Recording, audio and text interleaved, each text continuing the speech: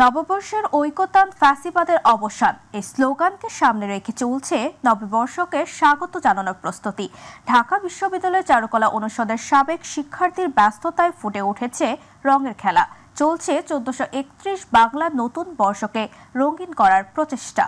স্বৈরাচারী শাসনের প্রতীকী সহ প্রায় সব কাঠামো তৈরির কাজ শেষ হয়েছে প্রায় 80%। বিস্তারিত জানাচ্ছেন জাহিদ আহমেদ বাবু।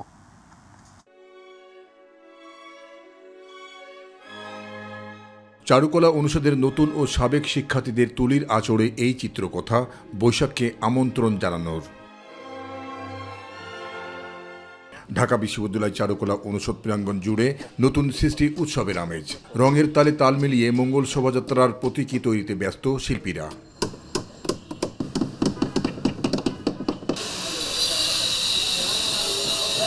অন্যান্য বছর থেকে এবারের মঙ্গল শোভাযাত্রায় এসেছে ভিন্ন আঙ্গিক, যেখানে তুলে ধরা হবে বর্ষবর্ণের নতুন নতুন অনুষঙ্গ। বিভিন্ন কালার ব্যবহার করা হচ্ছে, লাল হলুদ। এগুলো হচ্ছে লাল হলুদ হচ্ছে আমাদের আনন্দের প্রতীক, উৎসবের প্রতীক। সবুজ হচ্ছে প্রকৃতির প্রতীক। চারুশিল্পীরা জানান, শোভাযাত্রায় প্রতীকী হিসেবে স্থান পেয়েছে জুলাই গণ অভ্যুত্থানে শহীদ মীর মুগ্ধর পানির বোতলও। লোকশিল্পের একটা বাঘের অভাব থাকছে, আর মুগ্ধর স্মৃতির স্মরণে একটা পানির বোতল থাকছে। তবে এবার বড় পরিসরে মঙ্গল শোভাযাত্রায় যোগ হয়েছে বাড়তি আনন্দ, বললেন চারুকলা অনুষদের ডিন। বর্তমানের চিন্তা মানেই তো আসলে সাম্প্রতিক সময়ে যে ঘটে যাওয়া যে 24শে গণ অভ্যুত্থান, ছাত্র এবং জনতার প্রাণ দেওয়া, তো এত বড় একটা পরিবর্তন হয়েছে, ফেসিবাদের একটা সরকারের শাসন ব্যবস্থার অবসান হয়েছে। তো সেইগুলো চিন্তা করে ঐতিহ্য যেরকম থাকবে, তো সমকালীন এই জায়গাগুলো বিবেচনা সাপেক্ষেই আমরা আসলে শোভাযাত্রাটা করব। মুখোশ আর ফেস্টুনগুলোতে তুলে ধরা হয়েছে উজ্জ্বল রঙের মাঝে ফুটে ওঠা রং তুলির কাব্য। পহেলা বৈশাখ বাঙালির প্রাণের উৎসব, সেই তো একটা সজীবতা, একটা উজ্জ্বলতার ব্যাপার থাকে, সেই তো উজ্জ্বল রঙগুলো বেশি ব্যবহার করা হয়। সব মিলিয়ে পুরাতনকে পিছনে ফেলে শান্তির প্রত্যাশায় এগিয়ে যাক বাংলা নতুন বছর 1431, এমন প্রত্যাশা সবার। জাহিদ আহমেদ বাবু, মাই টিভি, ঢাকা। রাজধানী ঢাকা এবং আশপাশের অঞ্চলে দিনের তাপমাত্রা সামান্য কমার সম্ভাবনা রয়েছে। একই সঙ্গে আংশিক মেঘাচ্ছন্ন আকাশ থাকার কারণে গরম আগের তুলনায় কিছুটা কম অনুভূত হতে পারে। আবহাওয়া অধিদপ্তর থেকে প্রকাশিত সকাল 7টা থেকে পরবর্তী 6 ঘন্টার জন্য ঢাকা ও পরবর্তী এলাকার জন্য আবহাওয়ার পূর্বাভাসে এসব তথ্য জানানো হয়েছে। পূর্বাভাসে বলা হয়েছে, আকাশ অস্থায়ীভাবে আংশিক মেঘলা থাকতে পারে, তবে বৃষ্টির সম্ভাবনা নেই। আবহাওয়া শুষ্ক থাকতে পারে, আর দিনের তাপমাত্রাও হালকা কমতে পারে। এ সময়ের মধ্যে পশ্চিম অথবা দক্ষিণ পশ্চিম দিক থেকে ঘন্টায় 10 থেকে 15 কিলোমিটার বেগে বাতাস প্রবাহিত হতে পারে। দর্শক, এবারে জানবো নিত্য প্রয়োজনীয় পণ্যের বাজার দর সম্পর্কে। এই মুহূর্তে রাজধানী কারণ বাজারে আছেন সহকর্মী মিফতা গালিব। তার কাছ থেকে জানবো নিত্য প্রয়োজনীয় পণ্যের বাজার দর। গালিব, আজকের নিত্য প্রয়োজনীয় পণ্যের বাজার দর কেমন দেখছেন আমাদের জানাবেন। ধন্যবাদ তাবাসসুম। আমরা এই মুহূর্তে আছি রাজধানী কারণ বাজারে। আপনি যেমনটি জানেন যে গত কয়েক মাস থেকে নিত্য প্রয়োজনীয় যে পণ্যের দাম স্থিতিশীল আছে, সেখানে কিন্তু ঈদকে ঘিরে এবং রমজানেও আমরা দেখেছি যে নিত্য পণ্যের দাম স্বাভাবিক আছে, কিছু কিছু পণ্যের দাম কমেছেও। কিন্তু ঈদের পর আমরা যেটা দেখলাম, ঈদকে ঘিরে কিছু পণ্যের দাম বেড়েছে। বিশেষ করে আমরা যদি চালের বাজারে যদি দেখি, মিনিকেট চালের দাম বেড়ে গিয়েছে। আগে যেটা 70 থেকে 75 টাকা বা 80 টাকা ছিল, সেটা 80 থেকে এখন 90 টাকার মধ্যে চলে গিয়েছে। মিনিকেট ছাড়া অন্যান্য চালের দাম আগের মতো স্বাভাবিক আছে। এটা মাংসের দাম মোটামুটি স্বাভাবিক আছে। আমরা যদি মুরগির বাজারে যদি আমরা বলি, মুরগির বাজারে বিশেষ করে রমজানেও যে মুরগির দাম মোটামুটি স্থিতিশীল ছিল, কিন্তু ঈদকে ঘিরে তাদের মুরগির সংকটের কারণে মুরগির দাম বেড়ে গিয়েছে। প্রায় 10 থেকে 15 টাকা, 20 টাকা, 50 টাকাও মুরগির কেজি প্রতি বেড়ে গিয়েছে। এখন আবার আস্তে আস্তে সেটি আস্তে আস্তে দাম কমে আসছে। এছাড়া আমরা যদি একটু দেখি যে গত কয়েক মাস থেকে সবজি স্থিতিশীল ছিল এবং অনেক দাম কম ছিল, বাট ঈদকে ঘিরে সবজির দামে কিছুটা বাড়তি দামের ছোঁয়া পেয়েছে। বিশেষ করে আমরা যদি ঝিঙা, পটল, তারপরে করলা সহ কয়েকটা সবজির দাম 10-15 টাকা করে বেড়েছে। কিন্তু এখন আবার ক্রেতারা এবং বিক্রেতারা বলছে যে এখন আবার নতুন নতুন সবজি বাজারে উঠছে, যার কারণে আবার সবজির দাম মোটামুটি আবার ক্রয়ক্ষমতা মানুষের সাধ্যের মধ্যে চলে আসবে বলে তারা জানিয়েছে। এছাড়াও বাকি আমরা যে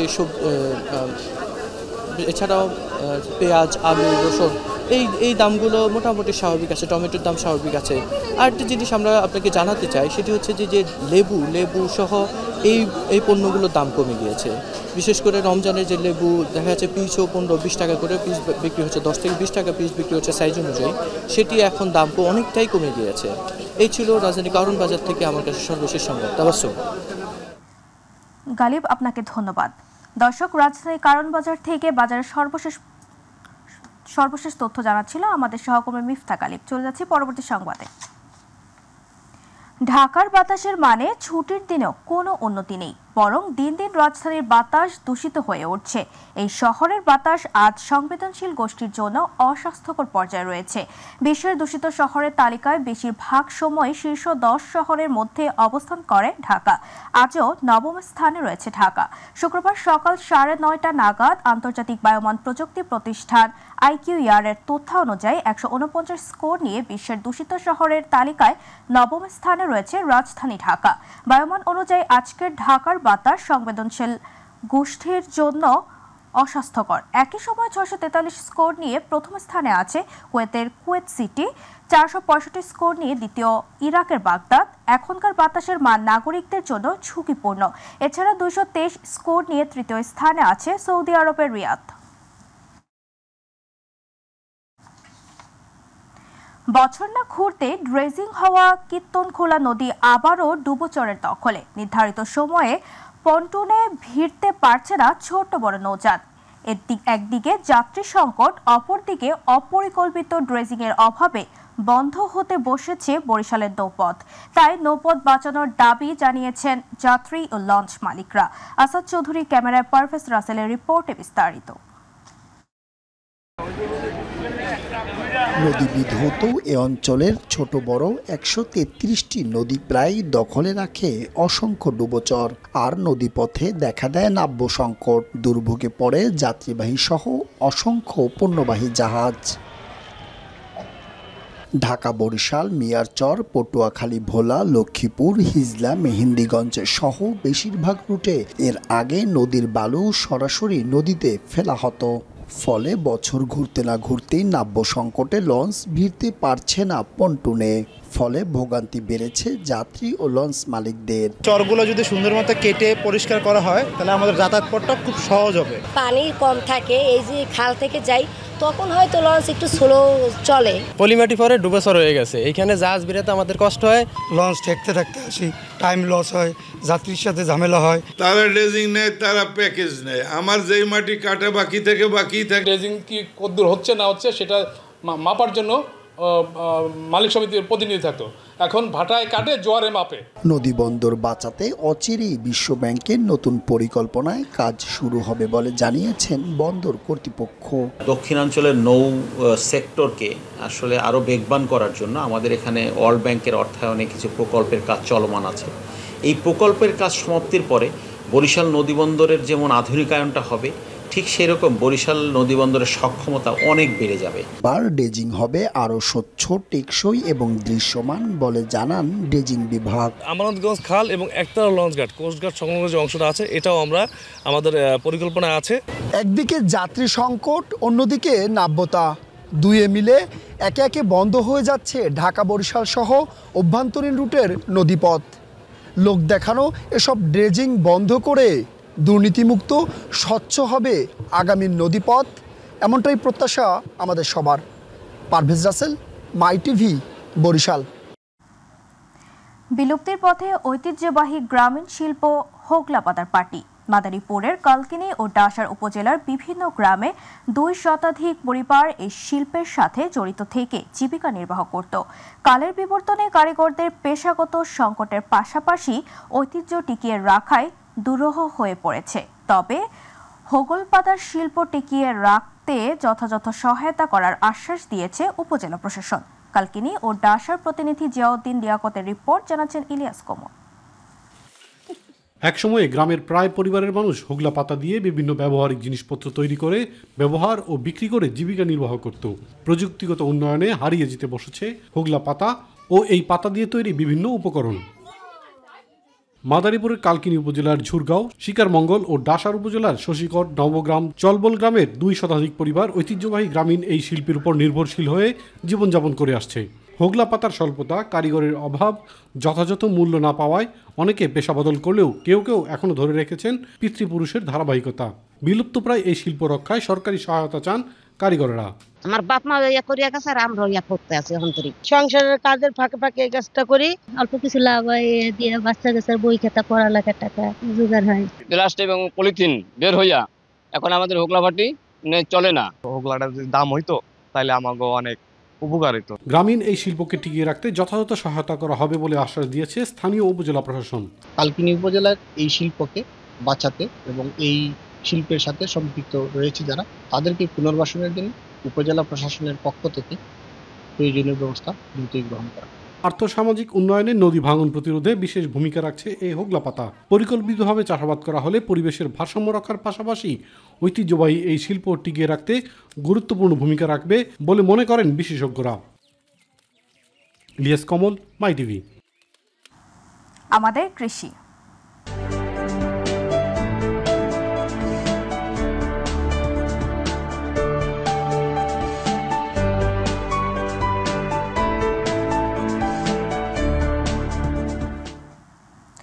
চলতি মৌসুমে ফুলকপির ভালো দাম না পেয়ে হতাশায় ছিলেন অনেক কৃষক। সিজন শেষ হলেও কুমিল্লায় অসময়ে চাষ হয়েছে রঙিন ফুলকপি। সাদা, সবুজ, বেগুনি, হলুদ এই 4 রঙের ফুলকপি চাষ করে বেশ লাভবান বলছেন কৃষকরা। বাণিজ্যিক চাষে লাভবান, পুষ্টি গুণ সমৃদ্ধ এই ফুলকপি চাষে কৃষকদের মাঝে নতুন সম্ভাবনা তৈরি করবে বলছেন কৃষি কর্মকর্তা। প্রতিনিধি আবু মুসার রিপোর্টে বিস্তারিত। জেলার বুড়িচং উপজেলার শাহদৌলতপুর গ্রামের কৃষক আশিকুল ইসলাম 1 বিঘা জমিতে চাষ করেছেন রঙিন ফুলকপির। গেল 3 বছর ধরে রঙিন ফুলকপির চাষ করছেন এই কৃষক। রঙিন ফুলকপি দেখে শুরুর দিকে মানুষ হাসাহাসি করলেও এখন ভালো ফলন আর দাম বেশি পেয়ে বেশ খুশি কৃষক আশিকুল ইসলাম। সাদা কপির চাইতে ইনশাল্লাহ এটা তুলনামূলক বাজারে বিক্রি বাজারজাত ভালো। ইনশাল্লাহ বর্তমানে যে বাজার আছে যদি আরো বেশি হলে তো বেশি হবে, তো মনে করেন লাখ-দেড়েক টাকা ইনশাল্লাহ প্রফিট হবে। এদিকে অসময়ের রঙিন ফুলকপি চাষ আর বাজারে এই সবজির ভালো চাহিদা দেখে দিন দিন চাষে আগ্রহী হচ্ছেন আশেপাশের কৃষকরা। সিজনে তো মাশাআল্লাহ অনেক কপিটা পয়সা পাইতে আছে, আল্লাহর কোলে ভালো পাইতে আছে। লাল, নীল, সাদা, কালো সব রকমের কপি আছে, অনেক ভালো দেখতে সুন্দর লাগে। আইয়াদের দেখে আমরাও ভবিষ্যতে করার ইচ্ছা করব সামনের দিকে, খুবই দামে ভালো। উপজেলা কৃষি কর্মকর্তা বলছেন সাদা ফুলকপির চেয়ে রঙিন ফুলকপিতে রয়েছে ভিটামিন এ, অ্যান্থোসায়ানিন সহ নানান পুষ্টিগুণ, যা মানুষের রোগ প্রতিরোধ ক্ষমতা বাড়িয়ে ক্যান্সার সৃষ্টিকারী কোষ ধ্বংস করে এবং হৃদরোগের ঝুঁকি কমায়। তাকে দেখে আমরা আশাবাদী যে অন্য কৃষকরা উদ্বুদ্ধ হয়ে সামনের বছর আরও বেশি আগ্রহী হবে, কারণ যেহেতু এবছর রঙিন ফুলকপির দাম কৃষকরা বেশি পেয়েছে সাদা ফুলকপির তুলনায়। গরম সহিষ্ণু রঙিন ফুলকপির গ্রীষ্মকালে ভালো ফলন পাচ্ছে কৃষক। উৎপাদন খরচের চেয়ে 3 গুণ বেশি লাভজনক হওয়ায় রঙিন ফুলকপি চাষে দিন দিন আগ্রহ বাড়ছে অনেক কৃষকের। আবু মুসা, মাই টিভি, কুমিল্লা। এবার গ্রাম বাংলার খবর।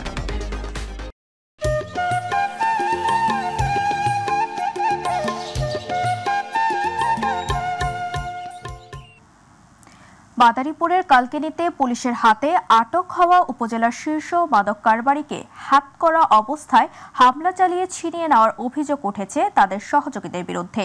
হামলায় 5 জন পুলিশ আহত হয়েছে। বৃহস্পতিবার সন্ধ্যা 7টার দিকে পৌরসভার বড় ব্রিজ এলাকায় মাছ বাজারে এই ঘটনা ঘটে। অতিরিক্ত পুলিশ সুপার জাহাঙ্গীর আলম জানান, হাতকড়া পরিয়ে পৌরসভার বড় ব্রিজ থেকে মাছ বাজারে পৌঁছালে পুলিশের ওপর হামলা চালিয়ে হাতকড়া পরা অবস্থায় ছিনিয়ে নেওয়া হয় আটক ওই যুবককে। হামলাকারীদের ধরতে যৌথ বাহিনীর অভিযান অব্যাহত রয়েছে।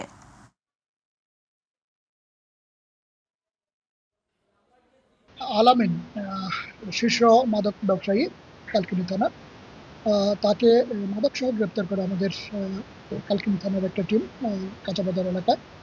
গ্রেপ্তার করার পর আমাদের পুলিশ কম থাকার কারণে তারা এই আলামিন এবং তার সঙ্গপাঙ্গরা সহ এলাকার লোকজন এই পুলিশের কাছ থেকে আসামিকে ছিনিয়ে নিয়ে চলে যায়। গন্তব্যের টিকিট কেটেও নির্ধারিত কোচ না পাওয়ায় দিনাজপুরের পার্বতীপুর জাংশন রেলওয়ে স্টেশনে বিক্ষোভ করেছেন উত্তেজিত যাত্রীরা। বৃহস্পতিবার পঞ্চগড় থেকে ছেড়ে আসা রাজশাহীগামী বাংলাবান্ধা এক্সপ্রেস ট্রেনে এ ঘটনা ঘটে। জানা গেছে, ঈদের বাড়তি যাত্রী চাপ কমাতে প্রতিটি ট্রেনে অতিরিক্ত কোচ লাগানোর নির্ধারিত সময় পর তা অপসারণ করে রেল কর্তৃপক্ষ। রেলের টিকিট সরবরাহকারী একটি প্রতিষ্ঠান রেলের সাথে যোগাযোগ ছাড়াই সম্প্রতি ওই ট্রেনের 6 বগির টিকিট অনলাইনে বিক্রি করলে তা কিনে বিপাকে পড়েন যাত্রীরা। খবর পেয়ে পার্বতীপুর রেলওয়ে থানার ওসি ফখরুল ইসলাম ঘটনাস্থলে পৌঁছে ভুক্তভোগী যাত্রীদের গন্তব্যে যাওয়ার ব্যবস্থা করলে পরিস্থিতি নিয়ন্ত্রণে আসে। এ ঘটনায় প্রায় 1 ঘন্টা 5 মিনিট পর ট্রেনটি রাজশাহীর উদ্দেশ্যে ছেড়ে যায়।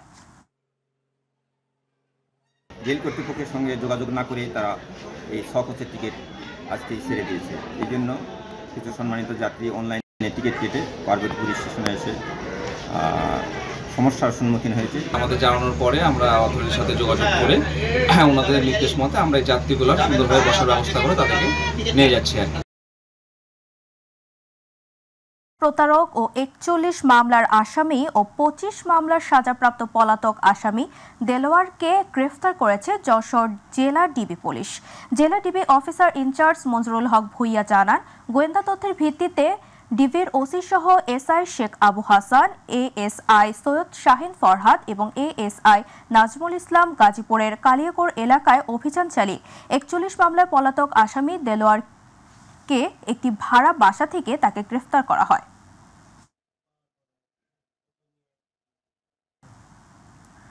ব্রাহ্মণবাড়িয়ার নবীনগরে বিএনপির ভারপ্রাপ্ত চেয়ারম্যান তারেক রহমান ঘোষিত রাষ্ট্র সংস্কারের 31 দফা বাস্তবায়নের লক্ষ্যে কর্মী সম্মেলন হয়েছে। বৃহস্পতিবার বড়াইল ইউনিয়ন বিএনপি ও অঙ্গ সংগঠনের উদ্যোগে রাধানগর হাইস্কুল মাঠে আয়োজিত সম্মেলনে প্রধান অতিথি ছিলেন ব্রাহ্মণবাড়িয়া 5 আসনের বিএনপির মনোনয়ন প্রত্যাশী কাজী নাজমুল হোসেন তাপস। বড়াইল ইউনিয়ন বিএনপির সাবেক সভাপতি শাহপরান মোল্লার সভাপতিত্বে ইউনিয়ন যুবদলের সভাপতি রাসেল হায়দারের সঞ্চালনায় বিশেষ অতিথি ছিলেন নবীনগর উপজেলা বিএনপির সাবেক সভাপতি ইঞ্জিনিয়ার শফিকুল ইসলাম, সাবেক সাধারণ সম্পাদক অ্যাডভোকেট আনিসুর রহমান মঞ্জু, সাবেক সহসভাপতি শফিকুল ইসলাম শফিক মোল্লা সহ আরও অনেকে।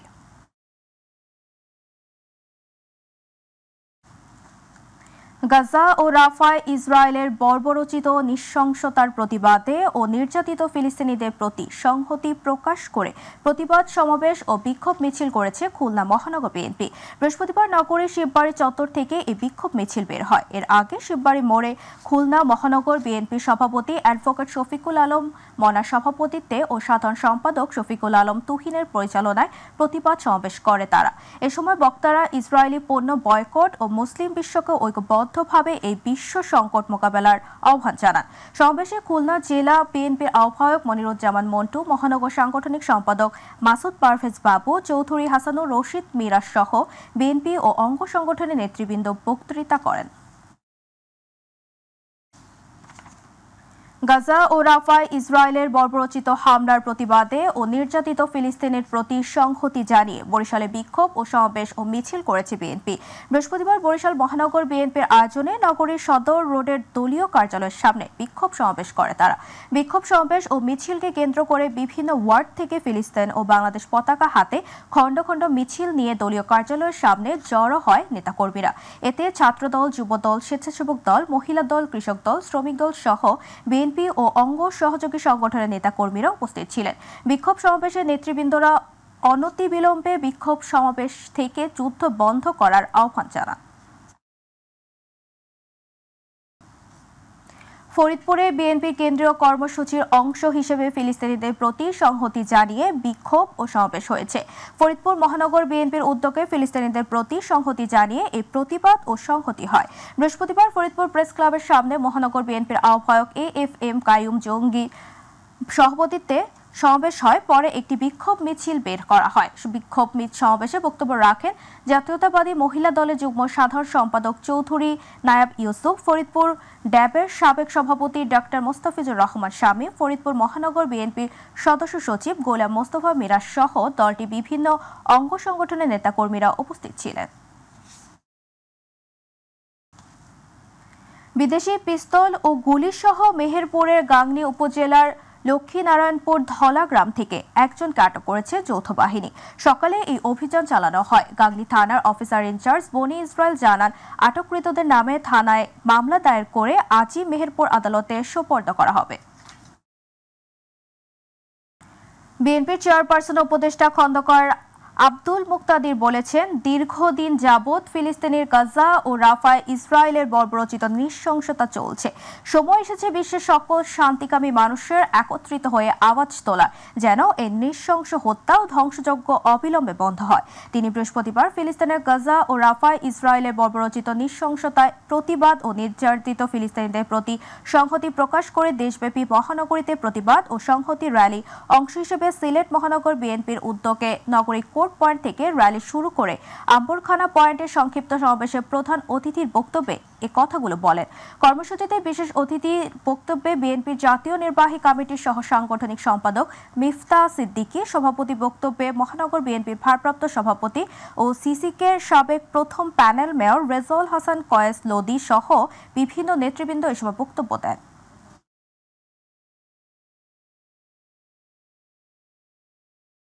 সামাজিক যোগাযোগ মাধ্যম থেকে টাকা আয়ের জন্য নিজের শিশু সন্তানের সঙ্গে নিষ্ঠুর আচরণের অভিযোগে আলোচিত শারমিন শিলা ওরফে ক্রিম আপাকে গ্রেফতার করেছে থানা পুলিশ। বৃহস্পতিবার রাতে আশুলিয়া থানার পুলিশ পরিদর্শক তদন্ত কামাল হোসেন নিশ্চিত করে জানান, বুধবার রাতে সাভার উপজেলা মহিলা বিষয়ক কর্মকর্তা কাজী ইসরাত জামান বাদী হয়ে আশুলিয়া থানায় ক্রিম আপার নিজের শিশু সন্তানের সঙ্গে নিষ্ঠুর আচরণের অভিযোগে মামলা করেন। পরে সাভার পৌর এলাকা থেকে তাকে গ্রেফতার করা হয়। গ্রেফতারকৃত আসামি বিরুদ্ধে পরবর্তী আইনানুগ কার্যক্রম প্রক্রিয়াধীন রয়েছে।